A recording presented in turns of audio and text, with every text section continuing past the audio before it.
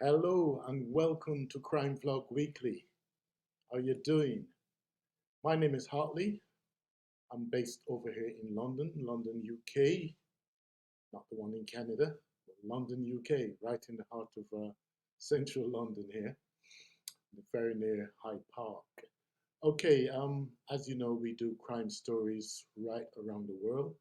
At the moment, there seem to be the more um, I should say, most gruesome or the best stories seem to be coming from North America. We have got this one here in Orlando, Florida. It's um, it's just the start of this particular case. So far, it's been an intriguing situation. We Most of the information at the moment is coming from the press release. The sheriff, the deputy sheriff over there in Orlando, Florida, Orange County. Uh, it is probably about 25 minutes of press release and and plus the update also we'll be bringing to you. Before we get into that, please hit that subscribe button right below this video. We are trying to get up there to approximately 50,000 subscribers. We have now been going for 1 year. I think we started on the 17th of April 2023. And what's the date today? I'm sure it's the 17th of April 2024. So really 1 year. We're still at it and we're growing. We're growing. Okay. Also, don't forget to hit the like button and share the video with your friends. So just make sure you hit that subscribe button and we'll keep you updated on all the crime stories around court trials and many times breaking news. So thank you very much for tuning in. Today's, as I said, we're going to kick off with uh, the, the press release from Florida on this carjacking. So Thank you for your patience, and thank you for getting as much information out as you possibly could last night. What we are now investigating is a homicide, and what I would like to do is to talk you through the entire timeline, the circumstances, and the details. As you can see on the screen, Catherine Aguas Vivas was a U.S. citizen. She had lived in the United States for the past 5 years. She had established U.S. citizenship. Her home country was the Dominican Republic. She and her husband were associated. Husband is still associated with 2 businesses in South Florida. Her residency is in Homestead, and the businesses are a barbershop and a beauty salon. She left South Florida yesterday, driving the white Dodge Durango that we put out with the video that we had yesterday. We think that she left South Florida just after noon. We know at around 2 o'clock, the vehicle was seen traveling northbound in Jupiter, and she came into Seminole County through downtown Orlando in I-4. 3:30, 4 o'clock in the afternoon is when she is arriving here. She stops at a Seminole County gas station. It was a Shell gas station located just south of 436 and 1792. She pulls in there, pumps gas, stays there for approximately 8 minutes. She travels from that location heading northbound on 1792 into Seminole County, and then ultimately gets into Castleberry and turns down Button Road and weaves through the back streets on East Lake through Winter Springs. About a half a mile before the intersection of East Lake Drive and Tuscaloosa Road, and that's the location of the intersection that the video was released on. About a half a mile or so prior to that intersection, she started to notice that the green Acura was behind her, and the Acura was actually ramming into her back bumper at that time. At that time, she picked up the phone and called her husband, told her husband that she was being rammed, that there was somebody there that was following her. The husband provided the advice to don't stop anywhere. There are no known reports to the sheriff's office or policing authorities made by either Catherine or the husband that we're aware of. Vehicle stops at the intersection. As you can see from the video that we released last night, the Dodge Durango is at the first position at the intersection, has the light. The only thing that's stopping her is the light that's there. The green Acura is directly behind.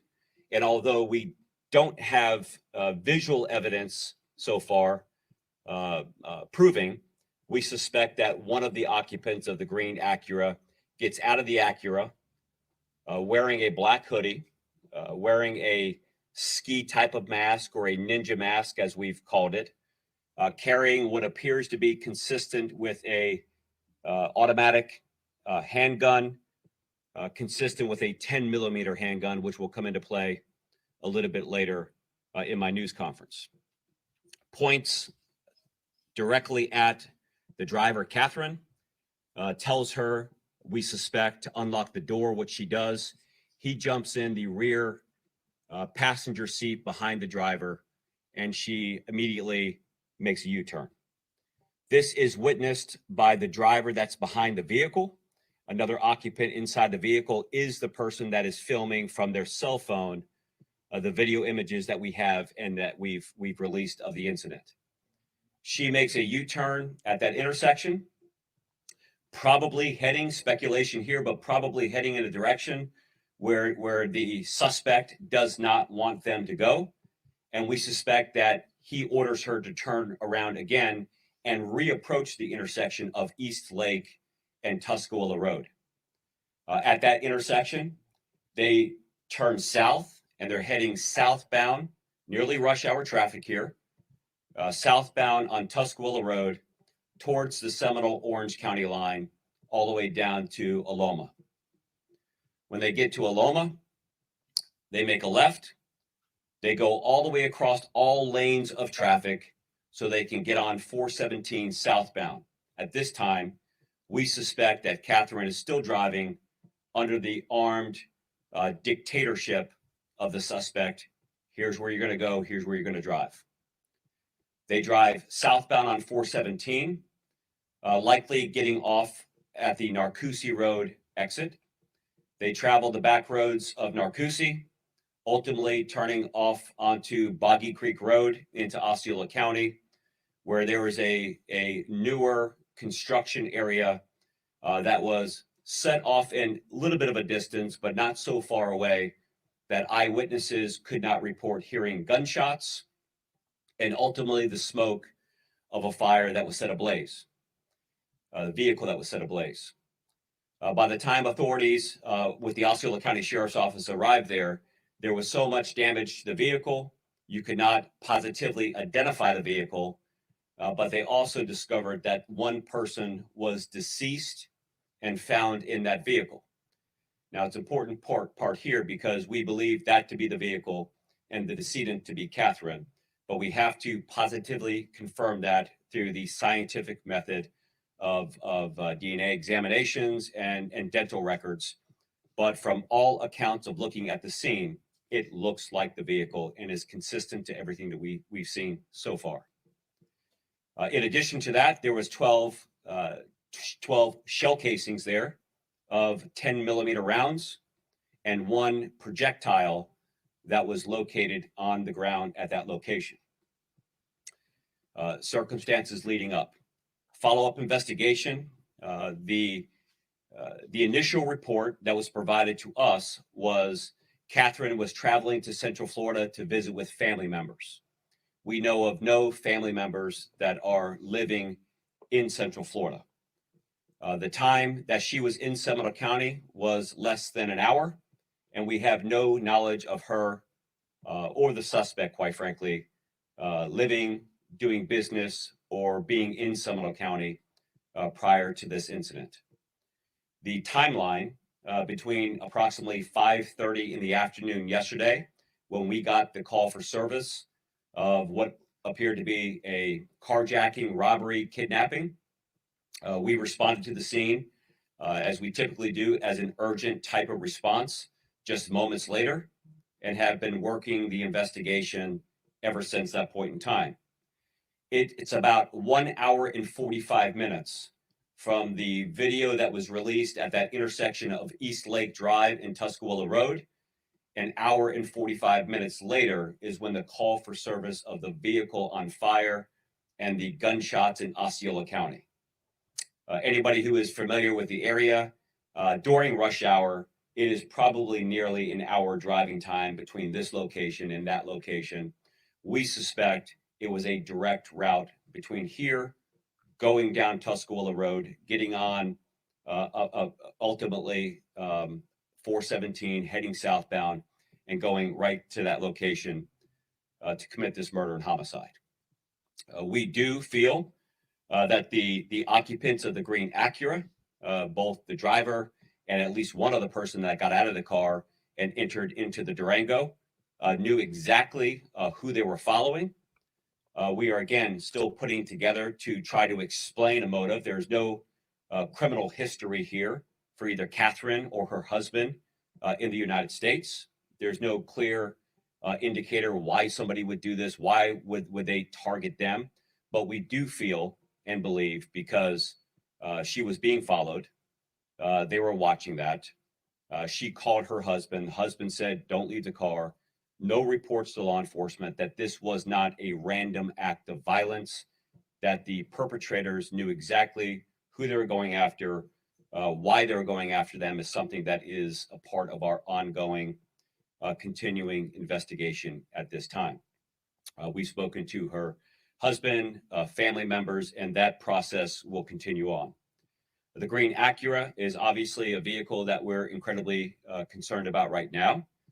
We released that last night, and we're releasing it again today. So if anybody saw the Durango or the green Acura yesterday afternoon, witnessed any of this, that now in the aftermath is kind of putting some pieces together on something that you witnessed, we want to encourage you to contact the Seminole County Sheriff's Office or Crime Line, where you can be eligible for a financial reward and can remain anonymous. We're specifically looking for any bit of information that you saw during this entire encounter, or if you recognize this vehicle that had a partial obstruction to the tag. We don't think the obstruction to the tag was intentional. There was some plastic covering that was on the license plate. The plastic covering just had become wore out, and it was difficult to capture the. This is definitely something we need to look into. Why did the husband not call 911? I think this is going to come back to bite him. What do you think? Let me know in the comments below, because most people would have called the emergency services to follow up. And, you know, you would have been very, very worried.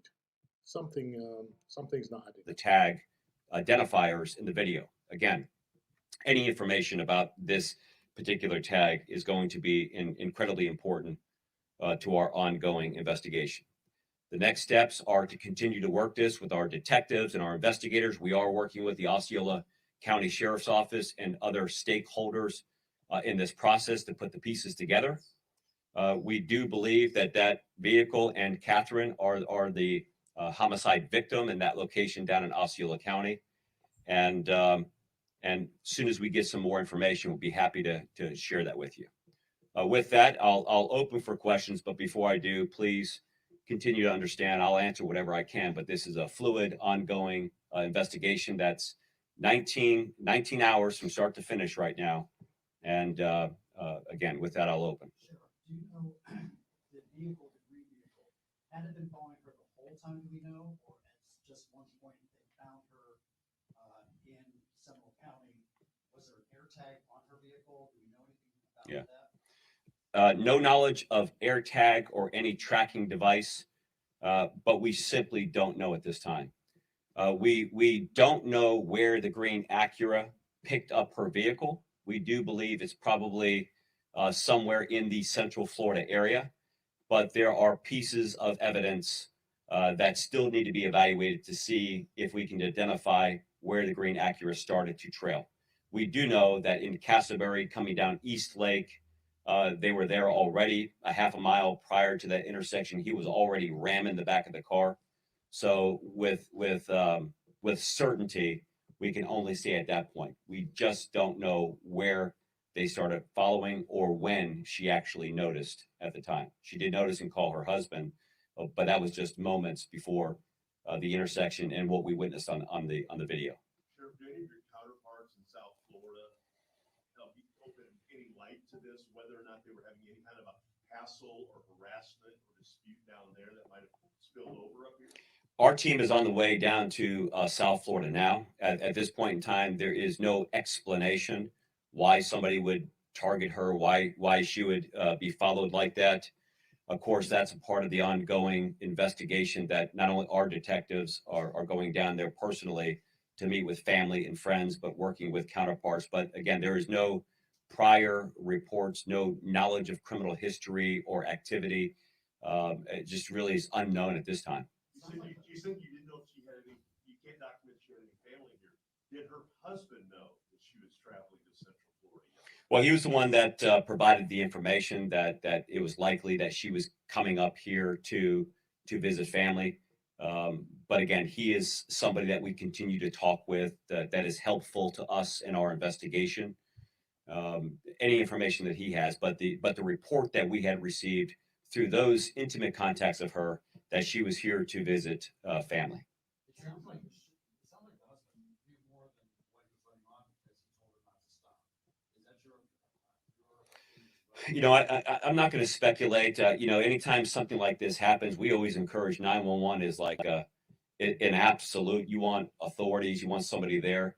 But I can't explain why this would occur a half a mile before the intersection, that she would call her husband. Her husband would say, "Don't stop." I could see somebody saying, "Don't stop," but to not call 911 is something that again, I don't know the answer to that.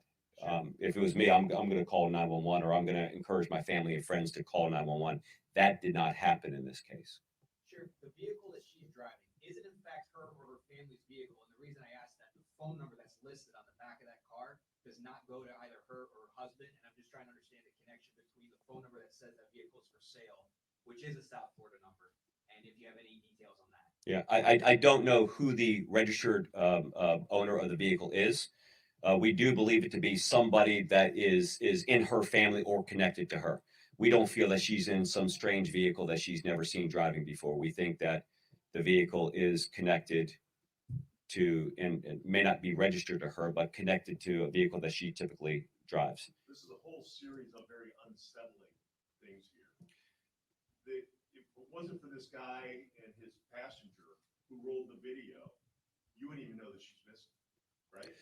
So I mean, the people who are following behind this, witnessing this, are absolute heroes with providing critical information of a very dangerous and frightening situation.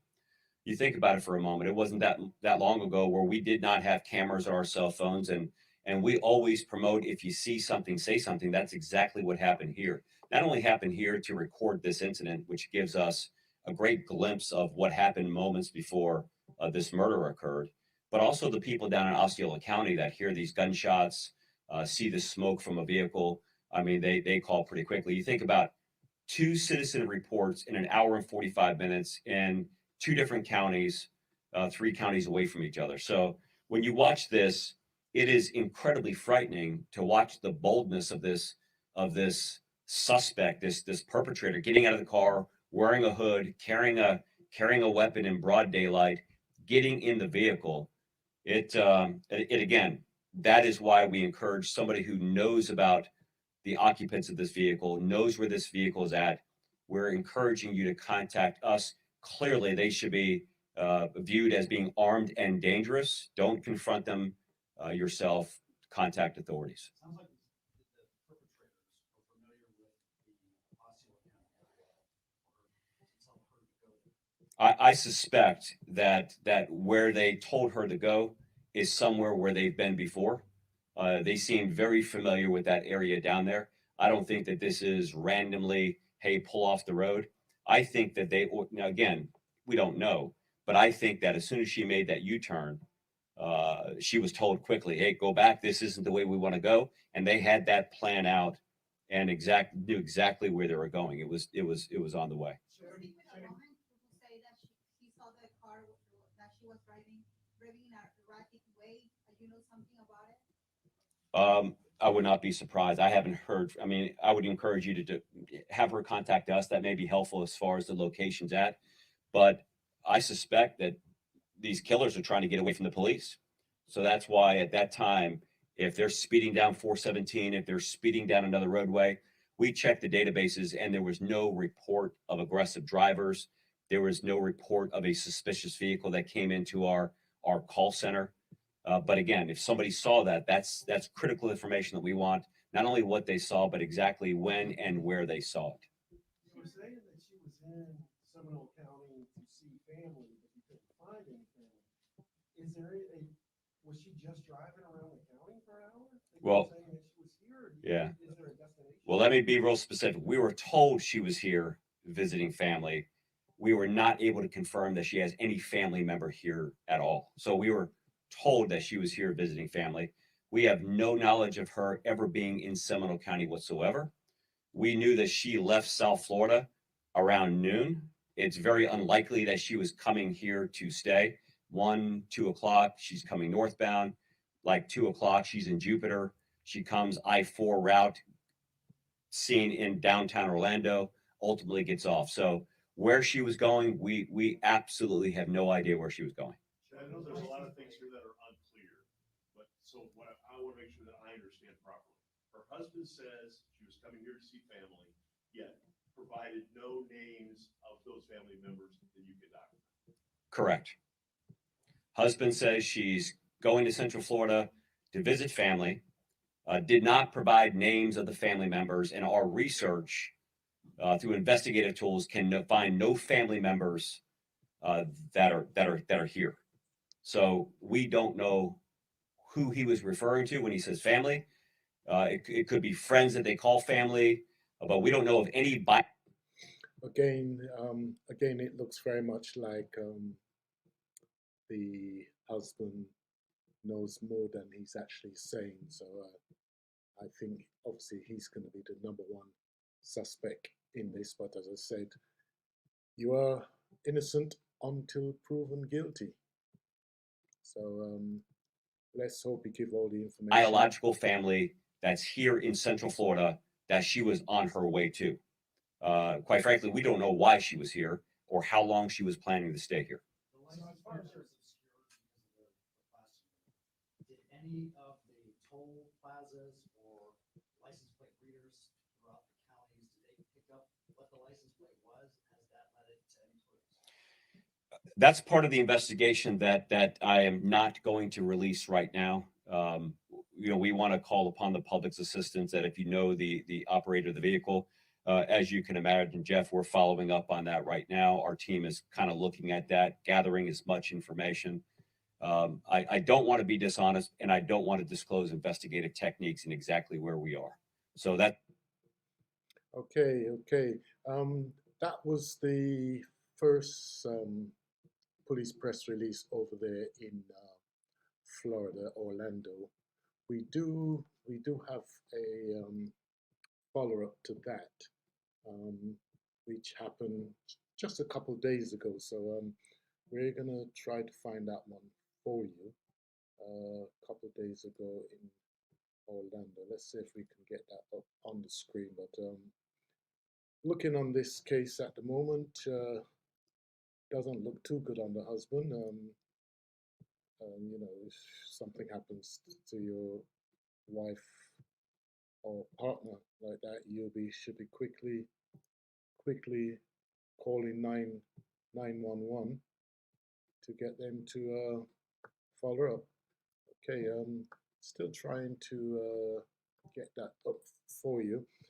Don't forget, we have got another case that's coming up a little bit later with the Karen Reed Karen Reed case, they've actually started, and they're trying to find the. Welcome to Crime Vlog Weekly. Oops, shouldn't have that coming up. Okay, the Karen Reed jury is actually being collected at the moment. So as soon as they've got all the jury together, the case will be on its way. Okay, we're trying to find the case of that with 2 days Ultimately, ago. Orange County would conduct their own So let's see administrative if we can get investigation, there but on that one. Just bear with me 1 second. Okay, let's there. Okay, just bear with me. That one. That one. Okay. Yes, the Karen Reed case. We will be following that one. That's another one, that happened back on the 22nd of. thank you so much. That happened back on the 22nd of January, 2022. For coming out. So we're going to be following that case. Meanwhile, let's see if we can get this one up on the second press release of this case there. If we can get that up and running for you. Okay, let's see which one is it. Okay, let's see. Still trying to get used to this new equipment we've got here. Okay, maybe we're there.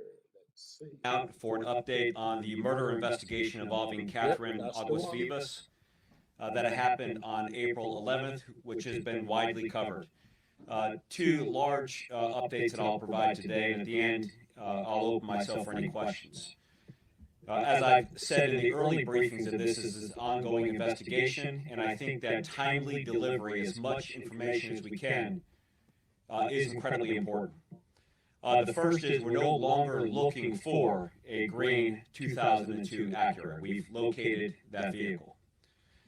The circumstances leading up to that are one that I'll describe out now, that the car was legitimately owned by a family in Winter Springs.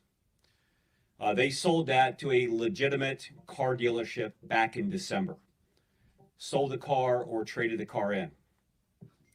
As car dealerships typically do, they traded off to an auto auction. It went to an auto auction and then ultimately was purchased by a buy here, pay here owner operator who sold it from their lot in Seminole County. They sold it. It was still titled to the original owners in Winter Springs. It had not had enough time for to work out the transfer of title. And the people who purchased the car never came back to finish the additional paperwork. They still owed the person money. So the car has been out on the streets probably since February, unregistered, undocumented with a license plate. Any license plate that it had on at any given time was just temporarily put on, largely from a stolen tag. What's unique about a 2002 green Acura in the state of Florida, there were only 3 in the state of Florida. 2 had been salvaged and only 1 existed in the state. When we look at records, the first time authorities came in contact with this was when it was towed on March 19th from an Orlando apartment complex. The car was backed in, parked illegally, probably had no tag on it at the time, and was towed from an Orange County apartment complex on March 19th. The tow truck driver of that particular tow of this vehicle was a murder victim in Orange County that happened 1 day before our kidnapping murder. April 10th, a tow truck driver was murdered in Orange County. At that scene, a green vehicle matching the description of this green vehicle was located, and there was more than 100 rounds fired at that location. One of the rounds found at the scene were 10mm rounds, which is, again, an incredibly unique and uncommon round for us to see out on the streets. As you can imagine, the Orange County Sheriff's Office, this is their case. They've been working this thing aggressively, and they have been partnering with our organization on the murder investigation that we're looking into with Catherine to connect the dots between the two locations. We were able to locate this vehicle just recently on Saturday, April 13th, one day after we had the news conference announcing that we were investigating a murder. It once again was parked and abandoned in an Orange County apartment complex and was towed through a contractual tow service. When a tow service tows a vehicle that is illegally parked in an apartment complex, they have a responsibility to contact either the tag or through VIN to report into a system. That is how the VIN number was identified. Again, the VIN number was unique because there was only one 2002 green Acura left in the state of Florida. When the VIN number ran, we immediately knew it was our car. That vehicle then was collected, transferred to the Orange County Sheriff's Office to be evaluated for evidence with the Orange County team and the Seminole County team. So no longer looking for the car. We still are looking for information about people who were occupants in the car, whether at the Orange County case or our case. That part of the process is ongoing. But again, we want to thank everyone's help who have called in, reached out to Crime Line, done whatever, and especially the media for getting that information out. Second part that I want to brief up on is an Orange County deputy was arrested by the Seminole County Sheriff's Office. Francisco Estrella was arrested last night by our agency. Now, when this initial report of the kidnapping was made, our detectives saw, as the public saw, the phone number on the rear window of that vehicle. When we called that phone number in the early stages of the investigation, the decedent's husband picked up the phone, came back to him. We identified ourselves. We had one of our detectives say who we were, what we were looking at, and that's how we disclosed that we were working a kidnapping case. Both the decedent's wife, Miguel, and her brother, Louis, who live in Homestead, provided whatever information they could on the phone, and then agreed to travel up here to Seminole County. As they were traveling up here to Seminole County, Miguel and Louis reached out to a mutual friend, a childhood friend as it's described, who happens to be the Orange County deputy's wife. The wife of the Orange County deputy reached out and said, I've been contacted by this person who's identified by name as a detective with the Seminole County Sheriff's Office. Can you find out whatever information you can about this particular person? The deputy then picks up the phone, calls our detective, and gives a false name and identifies himself as a detective with the Orange County Sheriff's Office, wanting to get information about this case. Later in that conversation, he actually says he's a deputy sheriff, but for the entire time, he's getting a fake name as he's communicating with our folks. And our detectives obviously thought that communication was strange, especially the timeliness of it, just hours after we have identified that we're working a homicide case here. In addition to that, we knew that the Orange County deputy and wife accessed illegally the Florida David system and pulled up the unique characteristics, home address, photographs, signatures of our primary detective working the case, and all of the communication between the Orange County deputy and our detective working the case was then recorded, all communicated back to the decedent's husband, who was on his way here. When he was here, I had mentioned in the briefing on Friday that he has been cooperative. He has provided, to the extent that he feels comfortable with, what was going on Friday. I think when I laid out those circumstances, I said that her vehicle was being rammed by the vehicle behind her. They didn't call 911. He didn't call 911. And then her phone looked like it was immediately turned off after that. So he's on his way up here. I did say He the, is contacting whoever he can, answers. and he cooperates to the extent that he feels comfortable with. Part of that cooperation is he gives us his phone. We ask for his phone, he gives us his phone, we forensically examine that phone, and that's how we found the communication between the Orange County deputy and his wife and him. It came through the examination of that phone. That is why he has now been charged with 5 felonies here in Seminole County. 2 of those felonies deal with recording and releasing the audio file of the detective's conversation with him. 2 of those charges relate to unlawfully accessing a police database, and particularly the David system that released unique characteristics of the home address, photograph and signatures of the lead investigator in this case. And then the last charge is the use of a 2-way communication device in the commission of these felonies. He has just gone through first appearance at 2 o'clock here in Seminole County today. I don't know any of the details about what happened during that first appearance hearing. We were working with our detectives on the inside here. So, a lot of updates. We still have incredibly dangerous people that are out there on the streets. We still want to encourage our public to again, not approach these individuals. They should be perceived as armed and dangerous.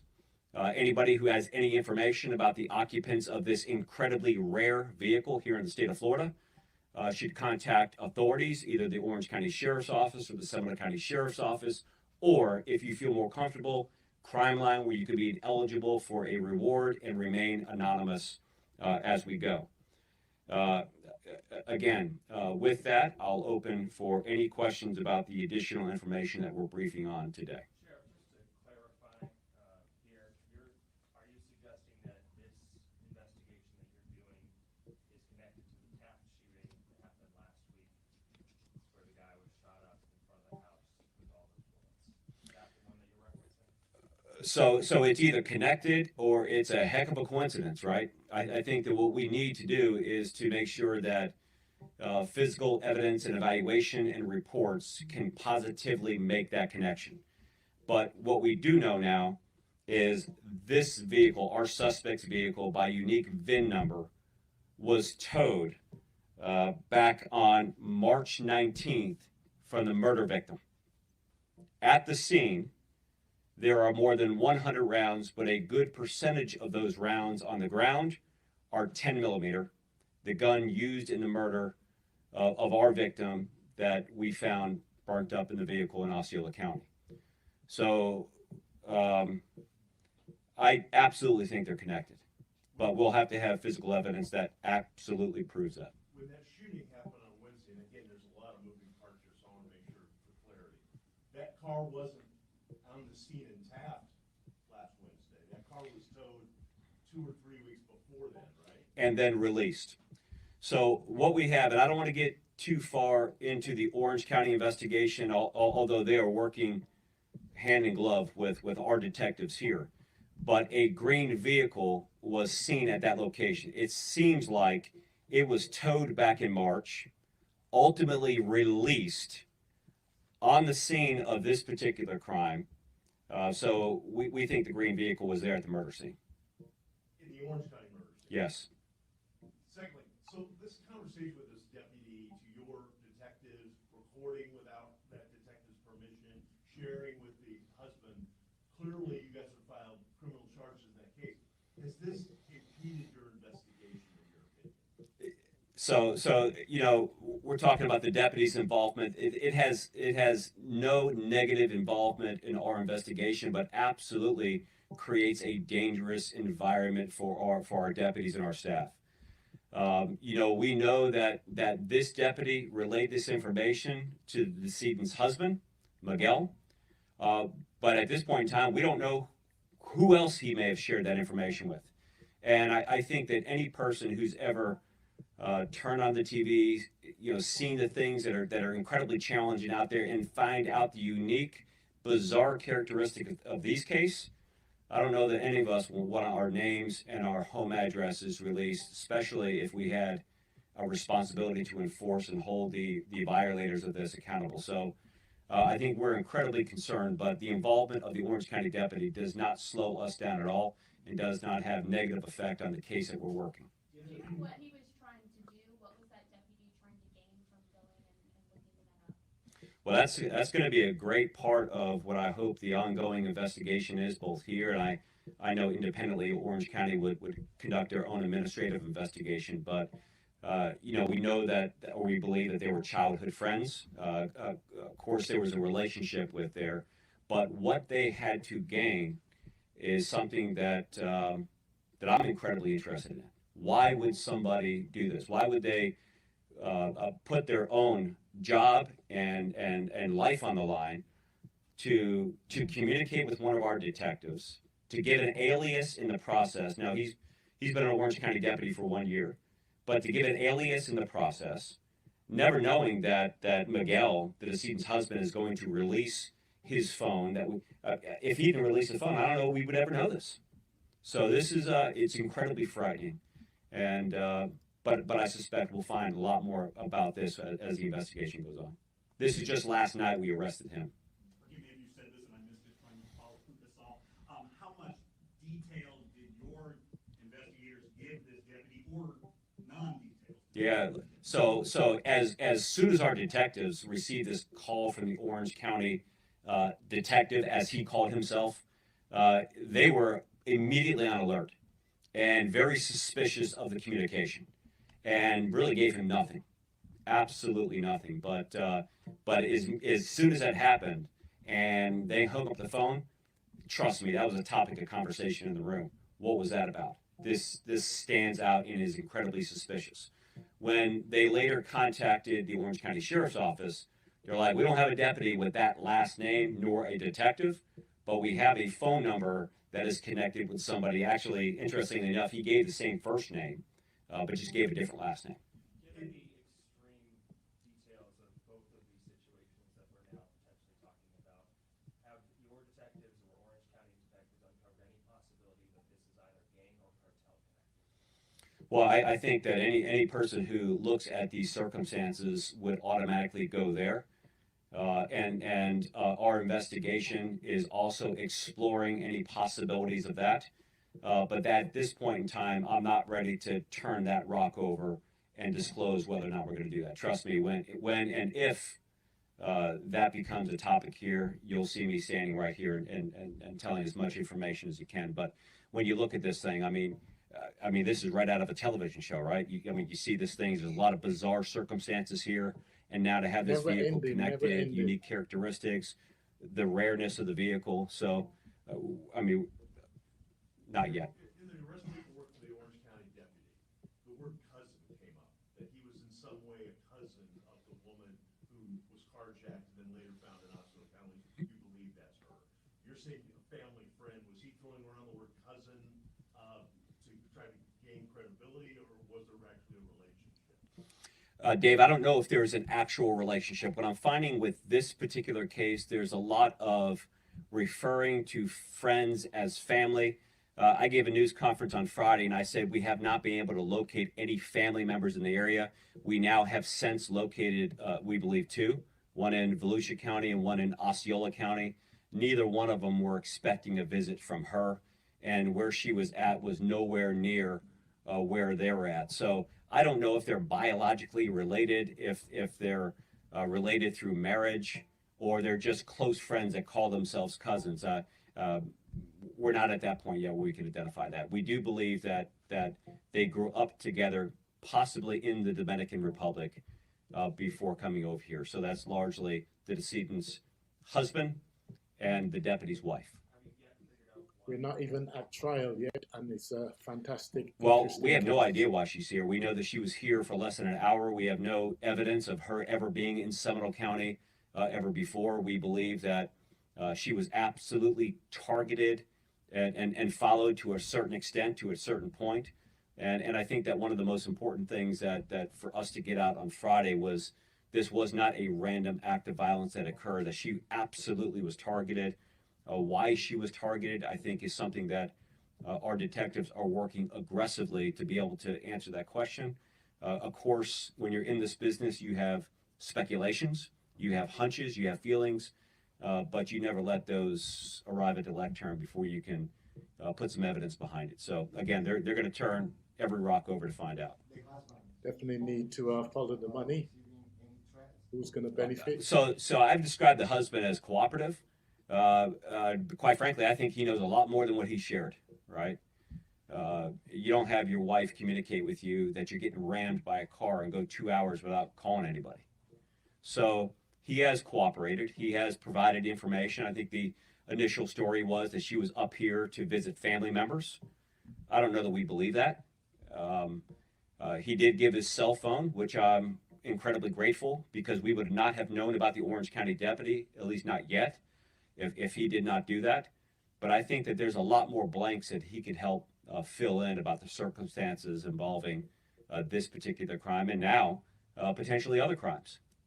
Is he a person of interest in what happened? He is not. He is still the husband of our decedent and working with our detectives. He is not a person of interest. You said the 10mm that was found, that's not really common around here. Yeah. What does that say? Is that worrisome for you guys that like a weapon or the casing was found? You know, the caliber of the weapon is not worrisome, right? The fact that there's 100 rounds, regardless of what rounds they are, at a murder scene, I think is incredibly alarming to any person who ever looks at it. A 10mm is just, you know, a round that is more rare than the 9mm or the 45 calibers that we see out there. The only significance of that is it makes a better connection between the two crimes. That because of the rareness of the weapon and the round, that is likely that our bad guys are the same bad guys that committed this crime. And you got to remember that this vehicle for 2 months, February into April, was probably being tossed around. Now, I know people are going to say, well, just find out who picked up the car and all that. But, you know, they send people who are innocent parties and they say, hey, I need you to go down there and pick up this vehicle. I'm going to give you $500, $1,000, pick it up. So it's not as simple as just look for the guy who did that. But again, our detectives are working on that. Who purchased it, who made the deal, who went to the buy here, pay here store. But these are more sophisticated criminal operations, and this one appears to be pretty significant. But yeah, I'm going to go first. I'm going to go. But I think that when you look at between Friday and now, there's a lot of different pieces to the puzzles that are coming together. Yes, lots of information. No, the husband is not a person of interest and not a suspect, and not likely to be charged in this case at this point. But I may come up here tomorrow with a whole new information based upon somebody who's watching this video, somebody who has some additional information, or connecting some case evidence to other cases that may be out there. Again, but to recap, we have the car. The car's in evidence. The car is being processed. Well said. Actually, it's Definitely, it's good that we have the car, right? You potentially can get some evidence from it, but we'll see where that goes. I'm sure. This is such a confusing thing. I just want to make sure that this is kind of for my clarity. You're saying this Deputy Sheriff of Orange County contacted your detective, recorded that conversation illegally, and then passed it on to the husband to kind of keep you up to date on what your investigation is doing. Yeah, so our detective calls the phone number, the husband of the decedent answers the phone, and then reaches out to a family friend close to law enforcement, the wife of the deputy. And then literally sitting in their home, they call our deputy, they record that communication to our deputy, probably doing it on speakerphone or something like that, so all the communication can be heard. Then the deputy accesses his unique police system, pulls up as much information about our detective that they just recorded on the phone, takes photographs of that, and sends it to the husband before he ever arrives here for the interview. So he's on his way up here with her brother, and at the time that they're driving here, they're getting fed all this information from the Orange County deputy. Here's where she lives. Here's the detective's name. Here's a recording of our conversation. So he's feeding all that information back. Why? We're going to find out. But Any other questions? I don't want to go into specifics here, but is it safe to assume your office is taking measures to protect your detective right now? Yeah, that's a great point. So, I mean, our detective is protected. The detective is pretty tough by themselves, but we have additional units and sections. The last place that anybody would want to go is around this detective right now. I can promise you that. Why is all that information there to begin with? Is the information on every detective in that system? Well, every citizen. It's actually your driver's license system. You know, we've had some reports of misuse of what's called the DAVID system, the driver's license information system, and this is a prime example of misusing it, not just from an average citizen, but for a law enforcement official working this particular case. So. Is the policing homestead involved in the investigation and any search warrant over there? We're not doing any search warrants. Again, the husband is not a suspect, but the authorities down there in South Florida have been helpful and have been partners with us as we move throughout this case. Again, we're not working any criminal case down there, but if we do, I promise you, you're going to be the second to know behind our team. So. Any message for anybody that was potentially connected? I mean, they went after the tow truck driver potentially weeks after he drove this car. Are you worried that there might be others out there that need to get in touch with? Well, that's it. That's it. That's the case over there in Florida, Orlando. It's a very interesting case, the Seminole County Carjacking.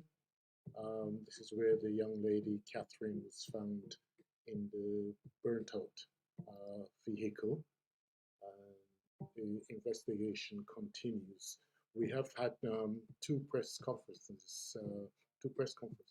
so far, and I'm sure there will be another one. They're continuing to say the husband is not being investigated at the moment. He's not a suspect, but things could turn around by tomorrow, as he said. But they need to get as much information from the husband as possible. There seemed to be some sort of evidence regarding the car, also the connection from inside the police entering into the database and feeding information back to him. But we will see where it goes, and don't forget to hit that subscribe button if you want to keep up with what's going on over there in Florida on this particular case. My name is Hartley. Thank you very much. Don't forget to share this video also. It does help. Like and spread it to all your friends. Speak to you soon. Take care. Bye-bye.